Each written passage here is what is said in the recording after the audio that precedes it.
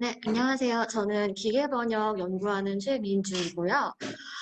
이거는 지난 여름에 KCC 학회에서 논문 발표했던 거 다시 이제 발표 자료로 들고 와봤습니다.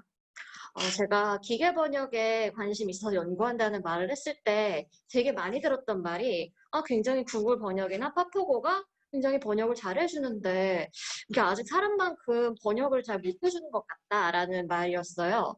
그래서 저는 이제 그 말을 많이 듣다 보니까 어떤 게 번역이 잘 안 되는 걸까 좀 구체적으로 궁금해졌어요. 그래서 몇 개 저도 그 많은 말들을 이제 번역기로 돌려보니까 좀 유독 번역이 안 됐던 종류 중에 관용구 같은 좀 은유적인 표현이 담긴 말들이 있더라고요.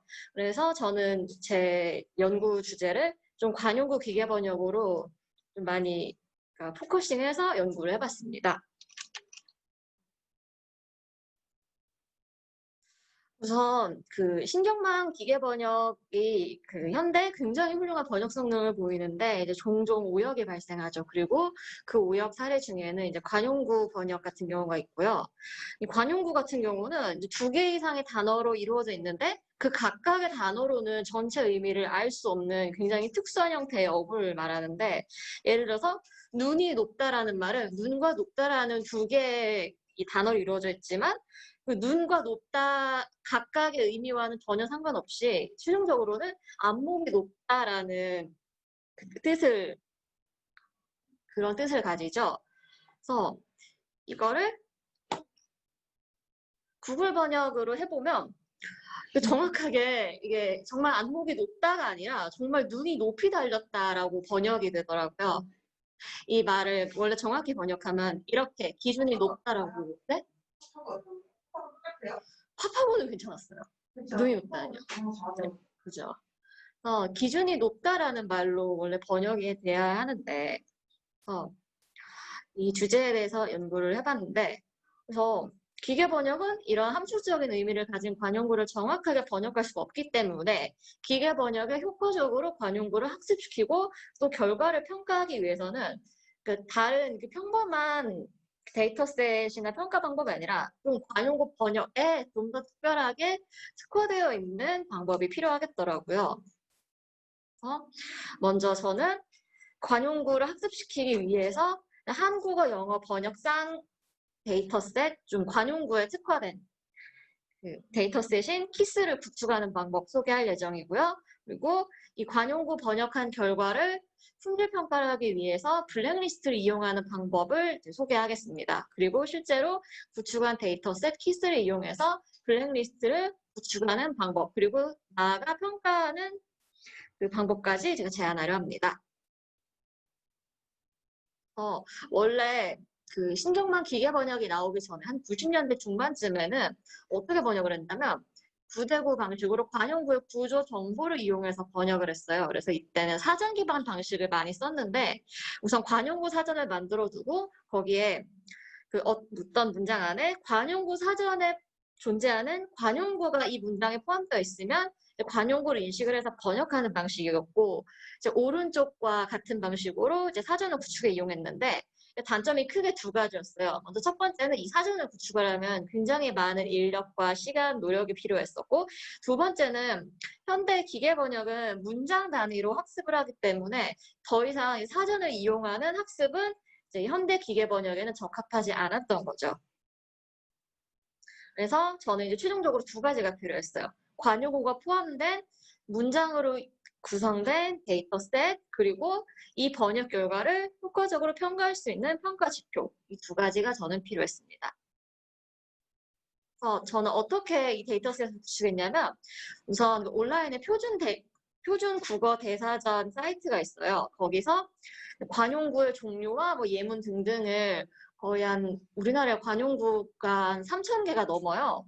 이렇게 3,000개 넘는 걸 이제 CSV 파일로 다운받을 수 있게 해줬더라고요. 그래서 저는 그걸 다운받아 와서 관용어를 추린 다음에 얘를 형태소 분석을 했어요. 그래서 공개되어 있는 그 번역 말뭉치에서 이 말뭉치도 형태소 분석을 하고 이 관용구에 포함된 형태소와 이 문장 안에 들어있는 형태소가 일치하는 문장을 먼저 쭉 뽑아냈어요. 그랬더니 어느 정도 관용구를 포함하는 문장쌍을 추출할 수 있더라고요. 그래서 오른쪽 표는 이제 성공적으로 관용구가 포함된 문장을 추출해낸 예시고요. 그리고 데이터 분포를 조금 고르게 하기 위해서 등장 빈도가 4개 미만인 문장들은 버리고 등장 빈도가 40회가 넘는, 그러니까 관용구가 40번 이상 나오는 문장들도 쳐냈어요. 그래서 예를 들면 가닥을 잡다라는 말은 총 58개의 문장이 등장하는데 이 중에서 40개만 가져오고 화촉을 밝히다는 5개니까 5개 모두 예시 문장 가져와서 최종적으로 키스라는 관용어 전용 데이터셋을 구축했습니다. 다시 한번 요약하면 이렇게 되고요.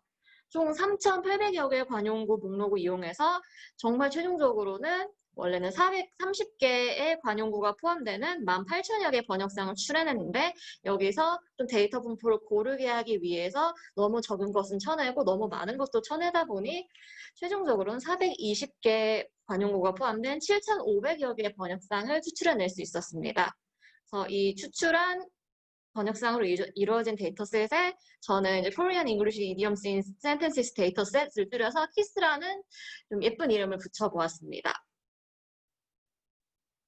그래서 성공적으로 추출해낸 KISS의 예시인데요. 이 방법이 다소 문제가 있었던 게 왼쪽같이 굉장히 관용구 포함 문장이 잘 뽑혀 나오는 경우도 있었는데 오른쪽같이 아예 데이터셋 자체에 오역이 있었기 때문에 영어 번역이 제대로 안 된 경우가 있었던 거예요. 예를 들면 운을 떼다가 럭키로 번역된다든지 유명을 달랬다가 페이머스로 번역된다든지 하는 오역 사례가 이게 무시할 수 없는 정도로 많았던 거예요. 그래서 저는 이 오역 결과까지 좀 필터링 할 수 있는 방법을 찾아야 했어요.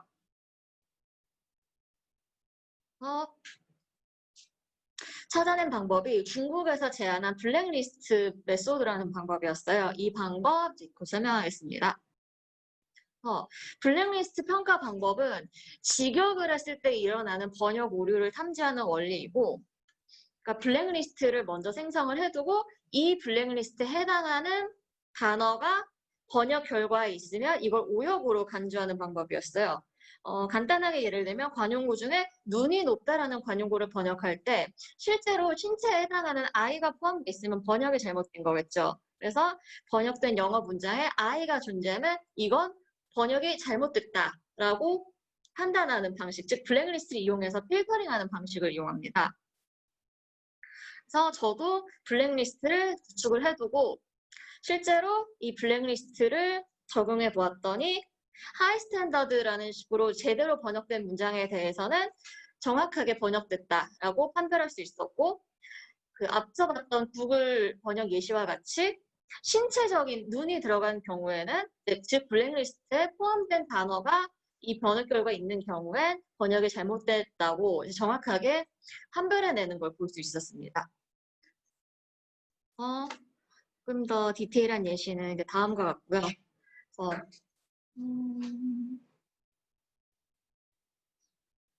블랙리스트를 구축해봤더니 420개의 관용구 중에 275개의 관용구에 대해서 구축할 수가 있더라고요. 여기서 블랙리스트를 구축할 때 제외했어야 하는 건 이제 오역이 거의 없는 경우. 예를 들어서 그건 그렇고가 by the way로는 거의 정확하게 번역이 되더라고요. 그래서 이 경우도 블랙리스트를 구축하는 의미가 없어서 빼버렸고, 뭐 영어로 직역되는 관용구가 있어요. 정말 신기했던 게 한국어로 사람을 가지고 놀다가 영어로도 정확하게 플레이 되더라고요. 이거는 직역이 됐는데도 맞는 케이스라 직역으로 인한 오류를 탐지하는 블랙리스트로는 탐지가 안 되더라고요. 이런 사례들로 인해서 블랙리스트를 구축해서 없는 예시들만 뺐더니 최종적으로 구축된 블랙리스트는 275개의 관용구를 포함하는 블랙리스트가 만들어졌고 또 이 블랙리스트를 이용해서 3,400여 개의 번역상을 추출해낼 수도 있었습니다.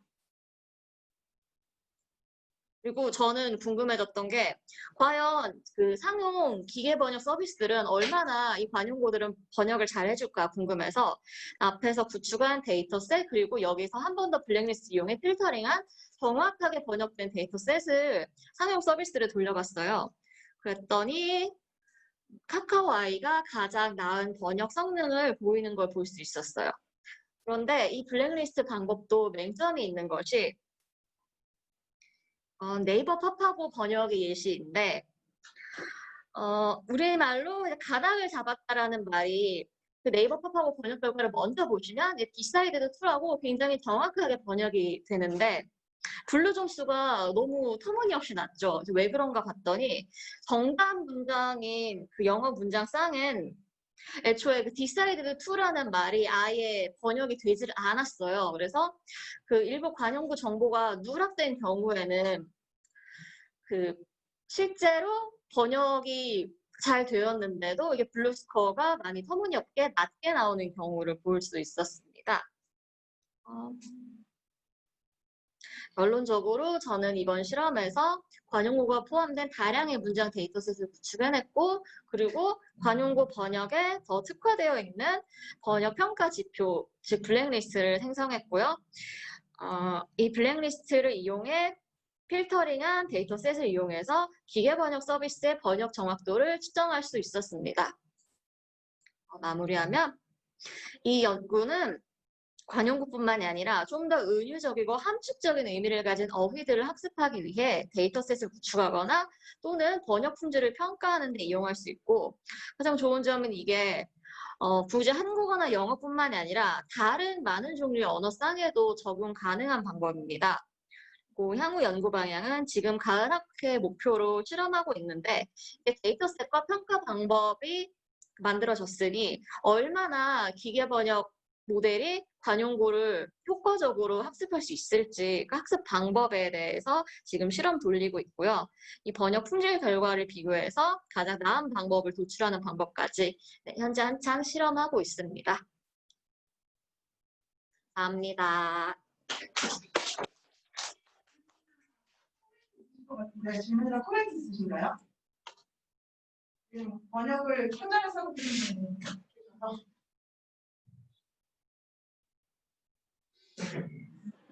너무 현장 얘기가 나오면 안 되나? 그러면 뭐 질문 있으신가요 혹시? 그냥 얼핏 생각할 때는 어차피 관역구는 100% 손 잡고 나오는 애니까 NER처럼 처리하면 쌍으로 처리하면 어떨까 싶기도 한데 그냥 제 생각일 뿐이고요. 네. 혹시 다른 질문이 없으시면 우리나라의 관역구가 네. 1,800? 네. 그 정도밖에 우선 표준국어 대사전에 수록된 거는 그 정도더라고요. 아마 그러니까 더 딱 많을 관용구라고 되어 있는 그거는 그 정도가 맞는 것 같아요. 보통 저희가 생각하는 다른 응용된 버전이 많이 있긴 한데 사전적 의미로 관용구면 그런 거죠. 아침표를 네. 어떻게 보면 주기적이죠. 네. 관역 정말 뭐 끝내다도 있지만 정말로 점을 찍는 거. 점을 찍는 그것도 관역. 네. 그 표준국어 대사전에는 관용구로 되어 있더라고요. 어느 정도 한계인 것 같습니다. 상에 따라서 직역을 하는 게 맞을 때도 있어요. 네. 그게 좀 한계입니다.